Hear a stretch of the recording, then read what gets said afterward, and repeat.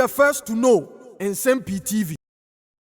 After a very long break, na mrashebedwa into me entrance. Ene day, in fact, I am a abroyi pumakwamu Emma Ghana mrashebedwa eko asetena. And it was ably represented by both the minority and the majority side. Yeah, Speaker Alban Sumana Kingsford Bagbin Etna Ejemu. Trust you me. Minority leader the Honorable Alexander Afenyo marking again. In fact, ene wa ye juma wo mrashebedwam pa. Now was setting the record straight. Ene Speaker Alban SK Bagbin wa nyano ho antwitwa ba kokora. The same thing applies to majority leader Ayarega. Now some of the issues on board, of course, we are mrashebedwam ba ko the issue of illegal mining. Yeah, your friend Galamsey and some kesia. The NDC den no more minority. Can't edit the Ghana for Ghana so the two about them or Munomba ye or moye. In fact, the issue of LGBTQ plus bill. Your BT said the honorable someone at the judge can't say baby. And nay, Obekase Bibiakra and Koso sa mayimo. Minority leader tackle on it. Then the issue of the removal of her ladyship Justice Gertrude Tukonu and vis-a-vis and someone Mwasan Akofile the High Court and also minority leader. In fact, I'm from Rasebedwa Hwan Chewonkra. Then also came the issue of the swearing in of two newly elected members of parliament. Bako Yaupe represented the late Ernest Yaukumi Ewo Akwatia, and then the other one also be represented the late Mutala Mohammed for Tamale Central. This and many more. And in your course, Ewo Marche Bidjamo and a day. Yanko na Yankuti said the Honorable Alexander Afenyo marking or signing Ankasa. It put two things in the right perspective. Mr. Speaker, let me thank you for the opportunity to make my remarks as we reconvene for the third meeting of the first session of the 9th Parliament. Mr. Speaker, I begin by warmly welcoming your good self, your deputies, honorable colleagues in leadership, and all members of this House back to our legislative duties. I also extend this welcome to the Clerk to Parliament and his deputies, the dedicated staff of parliamentary service, and members of the Parliamentary Press Corps, whose support remains invaluable to the work we do. Mr. Speaker, during the recess, we were struck with sorrow with the passing of 8 distinguished citizens who served Ghana with dedication and honor. We mourn our respected colleague, Ibrahim Mutala Mohammed, Member of Parliament for Tamale Central, and Minister for Environment, Science and Technology and Innovation. We also remember Dr. Edward Omanibuama, Minister for Defense, Alhaji Muniru Mohammed, Acting Deputy National Security Coordinator, the Deputy Dr. Samuel Sapon, Vice Chairman of National Democratic Congress, and Samuel Abuaje, former parliamentary candidate, Squadron Leader Peter Bafami Anala, Flying Officer Manin Chum Ampedu, and Sergeant Ernest Adu Mensa. Mr. Speaker, the minority extends its deepest condolences to their families, loved ones, and all who mourn their loss. May their soul rest in perfect peace. Even as we are inspired by their dedicated service to recommit to public service with dignity, courage, and honor. Mr. Speaker, we have today also welcomed 2 new members of Parliament, a member for Akwatia and Tamale Central. Their arrival is a solemn reminder of both the grief we share and the hope we carry for renewed service. Mr. Speaker, the state of our nation's governance presents a mix of trials and opportunities, from economic hardship on the home front to unsettling development on the international stage. These past months have indeed tested our resilience as a country. Mr. Speaker, Ghanaians remain concerned about the economy. While recent indicators show modest macroeconomic gains, these are yet to bring real relief to the ordinary citizen. The truth is, stabilization means little if the youth remain unemployed and families still struggle with the cost of living. The mass dismissals across key state institutions represent a direct assault on the integrity of public service. Competent officers who were employed have been sacked from office under directives from the Chief of Staff. These dismissals were carried out without due process, without cause, and in clear violation of constitutional and statutory provisions. These are politically motivated acts that undermine professionalism, weaken state institutions, and erode public confidence in governance. The recent labor unrest whilst we were on break shows a clear public discontent. Over 200 junior doctors have worked for 10 months without pay, and more than 800 remain unposted. Newly trained teachers and nurses have also gone months without salaries. These are the stories of hardship people face. A government that fails to pay its frontline workers cannot claim to care for its people. Mr. Speaker, it must be emphasized that the MPP government, whilst in office, initiated the 1D1F. This was conceived as a vehicle to drive industrial growth and create sustainable jobs through private sector participation. However, government actions in recent months show a clear lack of commitment to that vision. Instead of providing real support to existing private sector jobs and easing the cost of doing business, bureaucracies are being created, frustrating investors and entrepreneurs. This stifles innovation, discourages productivity, and risks choking the public sector with inefficiencies that private sector was meant to relieve. But, Mr. Speaker, no economy can grow when private sector initiative is replaced with political control.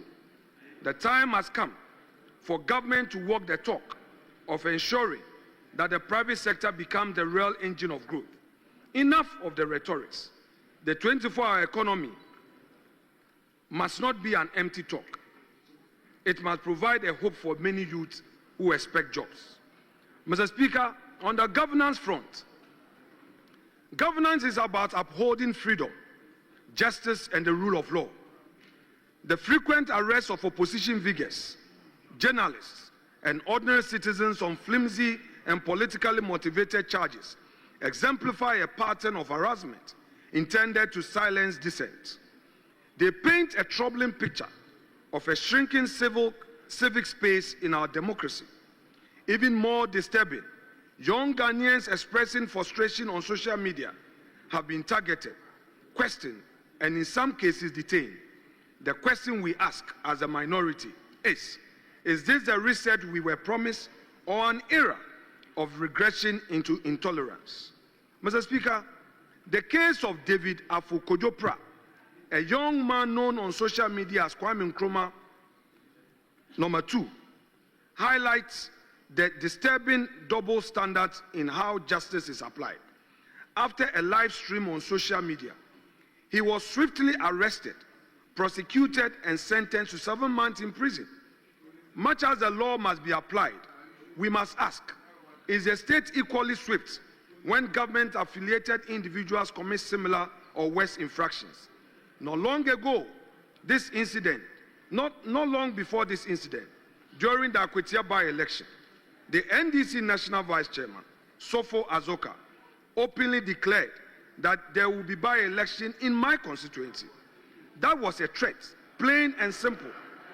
Unlike in the case of Kwame Nkrumah II, the police have not taken action. Mr. Speaker, why is there no urgency on this matter? Why the speed in one case and silence in another? Justice must be seen to be done. Justice cannot be harsh on critics and lenient on those who are closer to power. The broader context the broader context deepens our concern. Mr. Speaker, on the 8th of September, the Bono Regional Chairman of the New Patriotic Party, Mr. Kwame Bafo Abronye, popularly known as Abronye DC, was arrested and detained on charges that appear politically motivated. The court ruling in this case raises deeper constitutional questions. In delivering judgment, the presiding judge, His Lordship Akwa, cited George Orwell's Animal Farm, observing that, quote, all men are equal, but some are more equal than others, unquote, and went on to quote the late President Robert Mugabe, purportedly, quote, I can assure you of freedom of speech, but cannot assure you of freedom after speech, end quote. Mr. Speaker, these remarks to us as the minority, coming from the bench, convey an unsettling message that equality before the law and freedom of expression may no longer be treated as fundamental rights, but as privileges subject to interpretation and power. Such reasoning, if left unchecked, sets a worrying precedent for democratic governance and judicial independence. The use of Orwell and supposed quote from Mugabe to rationalize the restriction of free speech undermines the spirit of our Constitution, which guarantees every citizen the right to express opinion without fear of reprisal. Ghana's courts have long stood as the last line of defense for liberty, and any departure from that role risks eroding public confidence in justice itself. The minority, therefore, finds this trend dangerous and calls for restraint, reflection, and a renewed commitment to fairness, equality, and the true meaning of freedom under the rule of law. Mr. Speaker, the minority registers its unequivocal objection to the removal of the Chief Justice, Mrs. Gertrude Araba Esaba Saki Tokonu. We believe the process lacked transparency, violated constitutional principles, and set a dangerous precedent for judicial interference. 3 separate petitions were referred to the Puaman Committee. The committee only had 1 petition, then adjourned proceedings for continuation on the 15th of September. Yet, without notice to any party in the matter, the committee suddenly submitted a report on the 1st of September, and within 2 hours, an announcement was made of a removal. Was that adjournment a deception, Mr. Speaker? Even more troubling was a warrant of the suspension. It claimed to have made a prima facie determination, but to date, no one has seen such document, and this raises serious constitutional questions. The so-called Puaman report remains a secret document. We, the minority, shall not relent on our demand for a copy and a full disclosure of this report. Mr. Speaker, this matter goes beyond one individual. If this false and irregular process succeeds, it endangers every independent constitutional body.